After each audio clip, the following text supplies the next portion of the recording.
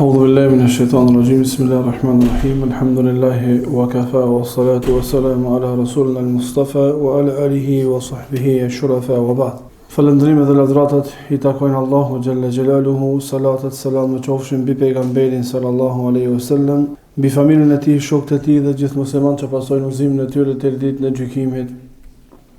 Allahumma amin. Në flasim sonte jashtë temës që kena fillu, disa këshilla shumë të rëndësishme se si na duhet të jetojmë jetën në këtë botë. Na dim që besimtari në këtë dunja nuk duhet me jetu pa qëllim. Duhet me pas synim. Dhe synimi I tij duhet jetë xheneti I Allahut subhanahu wa taala dhe mbi këtë kënaqësia e Allahut subhanahu wa taala. Po duhet mundohemi që gjithçka që veprojmë në këtë botë të veprojmë për të arritur kënaqësinë e Allahut subhanahu wa taala. Dietarët duke u bazuar në ajetet dhe hadithet pejgamberit sallallahu alaihi wasallam janë mundu me nxjerr mësime, me nxjerr rregulla, me nxjerr definicione se si ma let me arrit kënaqësinë e Allahut subhanahu wa taala, si ma let me pas udhëtimin ton për në xhennetin e Allahut subhanahu wa taala. Mirpo, për këtë synim na duhet seriozitet. E përmenda mbram në ligjëratën në Strug dhe para disa ditëve në ligjëratën në Gostivar, hadithin e Aishës radhiyallahu anha, e cila thot, tha pejgamberi sallallahu alaihi wasallam, yuhsharu an-nasu yawm al-qiyamati hufatan uratan ghulla. Do ringjallën njerëzit ditën e gjykimit të zhveshur, kamzbathur, të pa bën sunet. Qultu, thot Aisha radhiyallahu anha, thash, ja Rasulallah, o I dërguari I Allahut, burra, gra, të gjithë bashk shikojnë të njëri tjetri? Tha pejgamberi sallallahu alaihi wasallam, ja Aisha, oj Aisha, atë ditë puna, atë ditë çështja është shumë më e madhe se sa të preokupohet dikush me këshyr tjetri. Do më thonë, gjendja në ditën e gjykimit ka me qenë gjendje shumë e madhe. Gjendja në ditën e gjykimit ka me qenë gjendje shumë e rëndë. Është çështje shumë serioze. Është çështje vendimtare për njeriu. A do të shkon në xhennet, apo do të shkon në zjarrin e xhenemit, Allahu na ruaj. Ashtu sikur që është serioze dita e gjykimit, që të shpëtojmë atje, që ta kemi ma let atje, duhet jetojmë me këtë seriozitet edhe në këtë botë. Duhet të jetojmë me këtë çështje madhështore edhe në këtë botë. Që të mundohemi që në ditën e vështirësisë të kemi lehtësime nga ana e Allahut subhanahu wa taala. Dietarët kanë vendosur disa rregulla, do t'i përmendim disa prej tyre, të rëndësishme që me pas ma let udhëtimin për xhennetin e Allahut subhanahu wa taala dhe për takimin me Allahun Gjelle Gjelaluhu. Kanë thënë dietarët, në qoftë se njeriu e rregullon ditën e tij, e ka rregullu jetën e tij. Në qoftë se njeriu është I suksesshëm, Allahu I jep sukses ta rregullon plan programin e ditës së tij, ai ka sukses komplet jetën e tij. Pse? Për shkak se jeta e njeriu nuk është diçka tjetër jashtë se ditët të cilat ai jeton. Nëse planin e ditës e ki të mirë, edhe jetën e ki të mirë.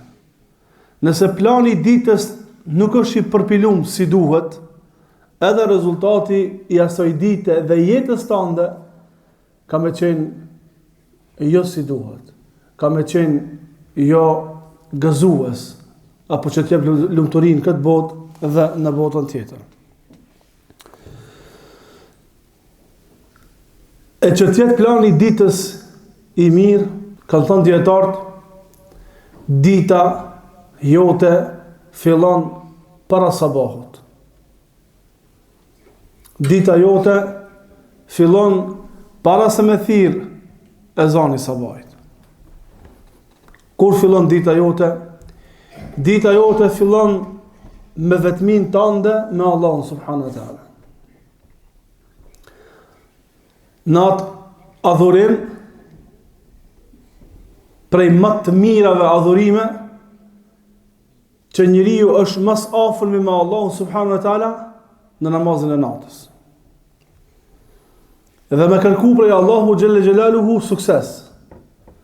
Dhe me kërku prej Allahut bereqet. Dhe me kërku prej Allahut udhëzim. Dhe krejt punët e ditës që ti ke vendosur me i bë, para se me dal dita, me kërku prej Allahu xhelle xhelaluhu që Allahu me të lecu këtë ditë. Dhe kështu ishte jeta e pejgamberit sallallahu alaihi wasallam. Aq bënte namaz natë, aq bënte namaz, aq ishte i lidhur me Allahun subhanahu wa taala, sa që një ditë me një transmetim i tha Bilali, me transmetim tjetër i tha Aisha radhiyallahu anha, ja Rasulullah, Allahu t'i ka falë të gjitha. Pse e duke lodh veten ka të shumë? Pse e duke torturu veten ka të shumë? Çfarë lodhje? Asi namazi dhe asi adhurimi, sa që ju anjshin kamët prej qëndrimit në qiyam. E pejgamberi sallallahu alaihi wasallam u tha: Ja Bilal, afala akuna abdan shakura? O Bilal, në qësë është kështu gjendja, as duhet t'jemu në rob falënderues në Allah s.w.t. Me qenë se Allah kështu mi pas ka folë të gjitha. Me qenë se kështu qenë ka gjendja ime të Allah s.w.t. As van me qenë në rob falënderues në Allah s.w.t. Ta falënderoj për të begatit të shumta që mi pas ka dhënë Allahu s.w.t. Pra rregull në jetën tonë duhet ta kemi që ditën ta fillojna para namazit sabahut. Ditën ta fillojmë para namazit të sabahut. Rregull tjetër e patjetërsueshme. Patjetër. Pa këtë rregull nuk ban. Dhe pjesërisht këtë rregull e kemi në jetën tonë. Mirë po duhet me forcu më shumë. Duhet me ishtu gjërat tjera dhe duhet me mbush kohën tjetër të lirë që ka kemi me këtë rregull. Çka thanë dietarët? Thanë adatul yawm. Duhesh me pas patjetër rutina ditore. Namazin e drekës e ki rutinë. Nuk mund me të kalu dita pa e fal namazin e drekës. Adet e ki. Atë e ban ibadet. Nuk diskutohet këtë çështje. Mirë po, e ki rutinë ditore pa tjetër me e bo. Edhe do punë tjera, çka i kimi i ba. Prej gjërave që i ki për ditëshmëri me i ba, apo i ki me shkum punë. Prej në këtë kohë, deri në këtë kohë. Edhe nuk tik. Me o me tik ba shkeq. Pse i ki bo rutinë ditore. Kështu të besimtarin, njeriu në përgjithësi, po besimtarin veçanti, duhet me bëjë si rutina ditore. Pra, me pas orar të caktuar, të ditur, se çka kemë bë. Për çdo ditë. Në qoftë se nuk e ke rutinën ditore të njëjtë, për çdo ditë çfarë rutinë ke, dush me e ditë. Sot, çfarë rutinë dush me pas? Çka dush me vë sot, çka dush me vë nesër, çka dush me vë mas nesër, edhe kështu me radhë. Dhe ka mundësi me të ik pak prej ditës në atë gjendje që nuk e di çka dush me bë. Mirë po, jo sikur gjendja jonë që pjesa dërmuese e ditës na shkon duke mos e ditë çka do të bë. Po me i plotsu orarin, me i plotsu kohët e lira, me obligime, me gjëra që ja bëjna obligim vetës tonë. Çka thon dietar? Që të jetë ma lehtë realizimi i kësaj, duhet përkujtohemi në një rregull. E kanë thënë si rregull dietar, rregulli i Hudhaifës. Bani mend këtë, rregulli i Hudhaifës. Çka është puna me Hudhaifën? Në luftën e Hendekit pejgamberi sallallahu alaihi wasallam u tha sahabeve, a ka dikush që shkon te mushrikët edhe mbien ndonjë informacion. Ata kishin rrethu Medinën dhe muslimanët kishin ngel në Medinë. Edhe u tha, a ka dikush që shkon dhe u mbien ndonjë informacion. Askush nuk u përgjigj. Ishte ftoft, ishte frikë, ishte gjendja shumë e rënduar. Allahu xhalla xhelaluhu këtë luftë na dha një fotografi të kësaj lufte ku Allah tha wa balagatil qulubul hanajira wa tadhunnuna billahi adh-dhununa hunalika butuliya al-mu'minuna wa zulzilu zilzalan shadida. Atë ditë apo në këto ditë zemrat u arritën në fyt prej frikës. Wa tadhunnuna billahi adh-dhununa. Fillut me u bë çytje shejtani mendim kërshi Allah subhanahu wa taala. Në këto ditë u sprovun besimtarët dhe u dridhen me një dridhje të madhe, tha Allah subhanahu wa taala. Në kësi gjendje, kur zemra i ka në fit, janë dridh prej frikës edhe prej ftoftit, pejgamberi sallallahu alaihi wasallam ka thonë, a ka dikush që shkon me apur të informacion? Asnjëri s'u përgjigj. Thuhet që i fali 2 rekat namaz, pastaj u kthyi sahabëve dhe tha, a ka dikush që shkon me apur ndonjë informacion? Asnjëri s'u përgjigj. I fali 2 rekat namaz, u kthyi edhe një herë tha, a ka dikush që shkon me apur ndonjë informacion? Asnjëri s'u përgjigj. I fali 2 rekat namaz, pastaj u drejtu Hudhaifës. I tha, qum ya Hudhaifa. Çu o Hudhaifa. Që kjo është rregulla. Bajnë me, që kjo është rregulla. 3 herë që pyeti pejgamberi sallallahu alajhi wasallam ishte punë vullnetare. A ka dikush që shkon? S'ka. A ka? S'ka. A ka? S'ka. Që tash prej vullnetare u bë obligative. I tha çu. Tu s'pat më hapësi, më thon Hudhaifja, po jo, muj, e di, kam kapacitet, s'kam kapacitet. Unë ngrit Hudhaifja. Kur unë ngrit, i kceke gjokse.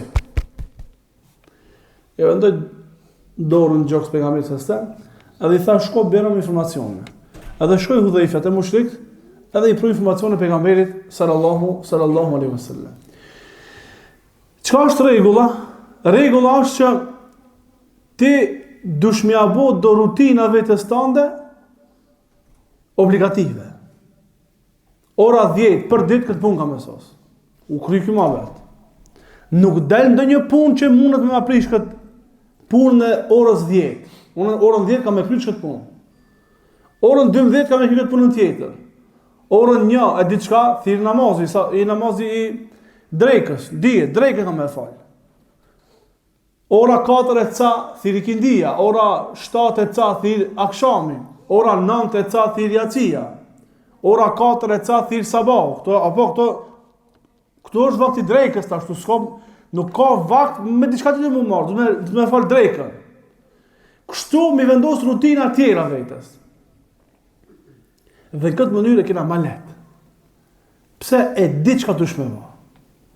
E di kur bie me flet, e di kur dush mu çupi xhumit, e di kur çosh pi xhumit çka dush me bë. Edhe i dim pikat e tua gjatë ditës. E pastaj e ke lehtë. Me na marr neve prej këtu ku jemi, me na hedh dikun në një vend të panjohur. Edhe telefon s'ki, internet s'ki, hard s'ki. Çka ban ti? Ti kemi punua, kemi me dhonë maksimumin. Mirë po ka mundësi maksimum me dhonë, këtë me një vend më sjellë. Se ki idejnë ku je. Ka mundësi mu lodhë, mu ras kapite këtë me një vend me. A me pas hartën, jemi filan vendin, tash piksoj rrugë, kjo rruga çon kështu, kjo rruga çon atje, kjo kështu, kjo në filan vendin është një filan shenjë, ajo shenja çon atje, ajo shenja çon këtu, shumë e thjeshtë apo. Shumë shpejt e arrin cakun ku do me shkua. E plan programi i ditës tonë do të jetë kështu. Qose ka nevojë me shkruajt, e shkruan. Qose nuk e moment, notas në telefon, e shkruan. Ço me botash? Qose më thonë që haron, e bën alarmin me thirr me bot telefoni, me ta përkujtua, derisa të bëhet rutinë, derisa të bëhet normale. E pastaj s'ka nevojë as telefon as kurrë. Pse e ke mësuar vetën tënde?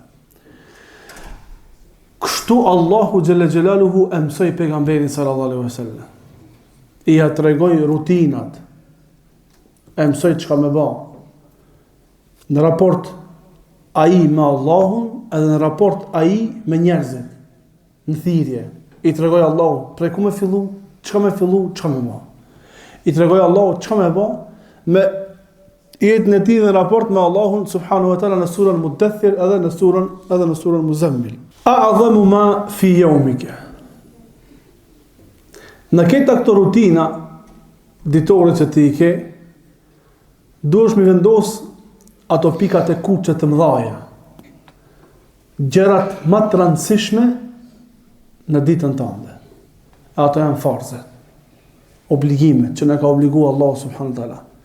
Qoftë ato farze që duhet me i realizu, si namazi, si Ramazani, që se jemi në Ramazan, sikur zekati, që se kemi afër me dhënë zekatin, apo shkuarën në harç, që se ka koha me shku dhe ki pasuri me shku, këto janë obligimet që duhet me i realizu, edhe obligimet që i ki farz mu largu, ato janë mëkatet, largim për gjunave.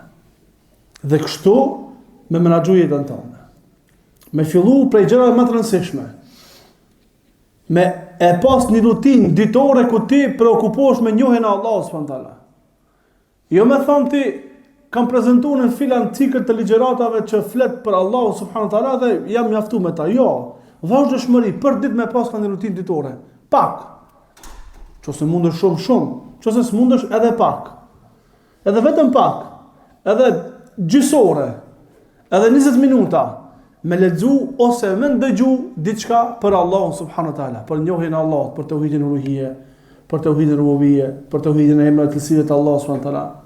Me lexu ose me ndëgju cikët të ligjëratave që flasin për emrat e cilësive të Allahut subhanahu wa taala. Me njoft Allahun xhela xhelalu.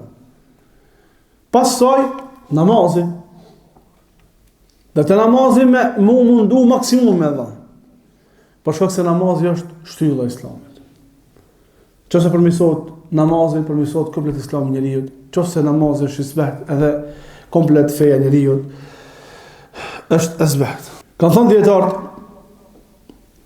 prej rregullave shumë të rëndësishme që besimtari nuk duhet me qenë neglizhent në ditën e tij është el-bahthu an asbabin nashati. Kërkimi i shkaqeve që të bojnë me qenë me vullnet të lartë. Do të thonë me i shiku shkaqet, me analizu vetën tënde, edhe cilat janë shkaqet të cilat të bojnë që ti me qenë me vullnet.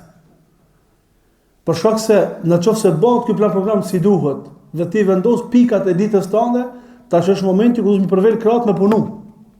E për të punu njeriu duhet me pas vullnet. Pejgamberi sallallahu alajhi wasallam tha kush ngritet sabah e bën dhikrin, e fal sabahun, tha asbaha nashitan tayyib an-nafs. Vjen me një gjendje i vullnetshëm, me vullnet, i kthjellët dhe me shpirt të mirë. Kur ndodh kjo? Kur shullit me fol namazin sabah dhe ban dhikrin sabah. A keni pa? Me fol sabahin, me fol të shtëpia sabahin, pa e bo dhikrin, ose me bo dhikrin gjumë, një sim shel, një qel, fleja pet, zë gjumë ja pet. Veç me bon abdes, edhe me shku në xhami, me fol sabahin në xhami, edhe me bo dhikrin, nuk zëmë gjumë. Du të me kalu një 4 orë tjera që me zënë gjumë. Pse? Se e kalu të rolin e vetë, namazi sabat edhe dhikri. Edhe i kthjell, do me flejt, thu se s'kum flejt natën, bilet ta shfrytëzoj edhe pak të flejt, se pin 8, pin 9 janë punë, nuk zë gjumi, nuk zë. Pse nuk zë gjumi? Se ka pas efektin dhikri edhe sabaj. Dhikri edhe sabaj. Vullneti i lartë, të qëndrit me shpirt të mirë, me vullnet, është qëllim që njeriu duhet me realizua. E kanë thënë dietarët, na duhet me këshir shkaqet, se cilat janë shkaqet që na marr kësi gjendje. Që të kemi vullnet për namaz, të kemi vullnet për punë, të kemi vullnet për dhikr, të kemi vullnet për pendim, të kemi vullnet për ditën që ti kemi jetuar. Një për këtyre shkaqeve është dhikri, pa pikë dyshimi, dihet. Murit sabah, posa i hap syt me bë dhikrin, falënderimi dhe konë Allahut, i cili mbani me qeni gjallë pasi që isha i vdekur dhe taj është kthime. Kjo është dhikri që ka po pejgamberi sallallahu alajhi wasallam, sa është çupi xhumit. E ka fshi xhumin me dorë prej syve, ka marrë abdes, e ka fal sunetin e sabat, ka fal farzin e sabahut, në xhami e ka fal pejgamberi sallallahu alajhi wasallam, se ka fal skurnat në shtëpia, në xhami e ka fal pejgamberi sallallahu alajhi wasallam. Edhe sahabët e kanë falë në xhami, munafikat nuk kanë dalë në xhami, se ka thënë pejgamberi sallallahu alajhi wasallam namazi sabat dhe yacis është shiram për munafikat. Edhe e ka bë dhikrin që është transmetuar, që ka bë pejgamberi sallallahu alajhi wasallam për dhikrave, dhikri i mëngjesit, çka bëhet edhe i mbrëmjes që është shënuar në libra dhe transmetime që kanë nga pejgamberi sallallahu alajhi wasallam. Ka thënë dietarët, një prej shkaqeve shumë të rëndësishme që e bëjnë që njeriu me qenë me vullnet të lartë, edhe me qenë i kthjellët, është preokupimi me sport, me vë sport.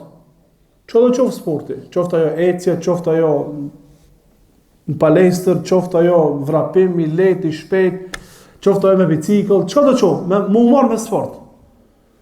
Më u marr me aktivitete fizike, edhe aktivitete më të thjeshta, me hec. 5 kilometra në ditë më i me hec. O është kryer me hec 5 kilometra në ditë, mas fakti. Kjo e ka efektin e vetë të njeriu. Dhe ata që mirën me sport e dinë më këtë mesele. Se çfarë efekti ka. Dhe kjo prej shkaqeve që e bën njeriu që me qenë i kthjellët edhe në vullnet të lartë. Çështja tjetër e rëndësishme është çështja e ushqimit. Sidomos në kohën tonë, e thëra me një fesat të madh të ushqimit. Ku pothuaj se nuk ka shansa të arish në ushqim të shëndetshëm. Te meselja e ushqimit kanë thënë dietarët në 2 pika. E para, ushqim i shëndetshëm, e dyta, ushqim sa ki nevojë. Kujdesje në sasi, sa përdor. Thash në zamanin tonë janë rrethu, katë ta kthej shkryen, janë rrethu me ushqim të pashëndetshëm. Dhe pothuaj se s'po mujmë me jetu pa ato lloje të ushqimeve, që janë ekstrem të këqija, jo të shëndetshme. Që me pas lukthi, gjuhë, që fol, na kish bërë rezil, na kish bërë rezil se çka fusin në stomakun tonë. Me pas kujdes dhe më mundua me ushqy vetëm me ushqime të shëndetshme. Dikush ka më thonë, tamam mirë, elhamdullah kjo mirë është, ama sot me ushqime bio të shëndetshme janë shtrenjtë janë. Me bo një farë matematike, do shta janë shtrenjtë, ama kur ti lish shumë ushqimet pa shëndetshme, ki i pare sa të dush. mos më hang çokolladat, chipsi, mos më hang kur çaj, çajna na kur xha mos më hang. Pi asaj që kanë në për kuzhinat e shtëpive tona. Mu kujdes veç bëjo me hang, s'ka pas mundësi më shumë sejtë. Ka më kanë kufizuar. Ama që ato i hamide. Edhe ato kur konsumon, më konsumon sasi mjaftueshme. Sasi sa ki nevojë. Jo me tepruar. Edhe kjo është prej shkaqeve, edhe kjo është prej shkaqeve shumë të rëndësishme që ndihmon njeriu me pas udhëtimin e mirë për të Allahu subhanahu wa taala. Te kjo çështje hyn shëndeti e pejgamberit sallallahu alaihi wasallam çka tha? Tha janë dy begati që njeriu nuk ja di vlerën. Koha e lirë edhe shëndeti. Nuk ja di na vlerën shëndetit na. Bukfall, nuk ja dim na vlerën shëndetit. Nuk ja di na vlerën begative që ne ka dhënë neve Allahu në trupin ton. Allahu trupin ton e ka kriju dhe ka thonë ju keni argumente për Allahun edhe në trupin tuaj. A nuk meditoni? E këtë trup du të me rujt, me pas kujdes. Edhe me sport, edhe me ushqime të shëndetshme të mira, dhe këtë me bë për me arrit kënaqësinë e Allahut, jo për ndonjë ide tjetër. Mu kujdes në ushqim, mu kujdes për trupin tanë, me pas trup të fortë, me pas trup të mirë. Këta për me arrit kënaqësinë e Allahut subhanahu wa taala, që kjo me të ndihmu me bë ibadet më mirë për Allahun subhanahu wa taala. Pikë të rëndësishme është përmendja e Allahut në çdo gjendje.